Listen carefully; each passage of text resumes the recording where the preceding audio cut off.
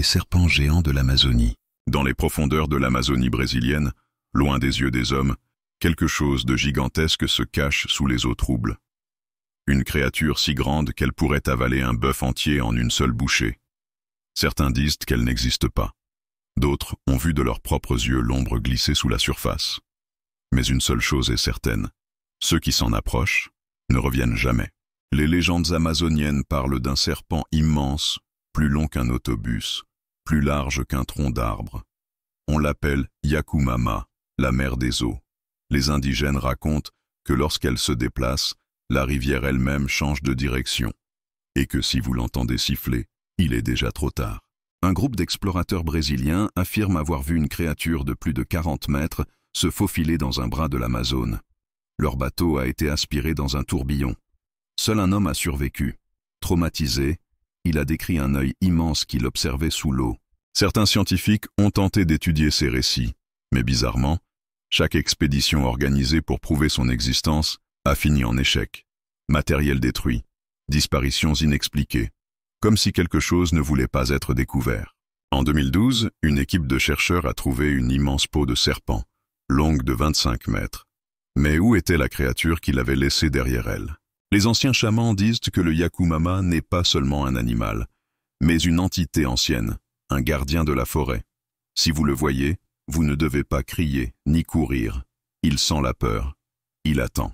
Alors la prochaine fois que vous naviguez sur l'Amazone, observez bien les eaux. Si tout devient soudainement silencieux, si les oiseaux cessent de chanter, et que vous sentez une vibration sous votre bateau, priez, car il pourrait déjà être en train de vous observer. 1 an après la disparition de l'expédition, un homme a été retrouvé, seul, errant sur les rives d'un affluent de l'Amazone. Déshydraté, couvert de plaies, et terrifié. Il ne parle presque pas, mais lorsqu'il le fait, c'est toujours la même phrase. Elle nous a vus, elle nous a entendus, et elle a choisi qui devait partir. Il ne parle presque pas, mais lorsqu'il le fait, c'est toujours la même phrase. Elle nous a vus, elle nous a entendus, et elle a choisi qui devait partir. Les scientifiques qui ont analysé les affaires retrouvées ont découvert quelque chose d'étrange. Sur l'un des carnets abandonnés, un message avait été griffonné, comme s'il avait été écrit dans la panique. Un autre dessin représentait un cercle de bois, entouré de ce qui ressemblait à d'énormes écailles. Certains pensent qu'il s'agissait d'un repère, ou d'un nid. Mais le plus troublant, c'est une vieille pellicule retrouvée dans un coffre métallique, à moitié enterré sous les racines d'un arbre. Nous sommes le 17 août. Il y a quelque chose sous nous. L'eau, elle n'est plus la même. Ce n'est pas une rivière.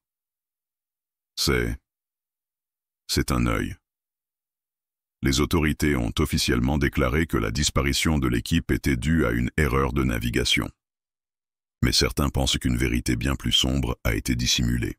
L'Amazonie cache encore des secrets, des choses que l'homme ne devrait jamais réveiller.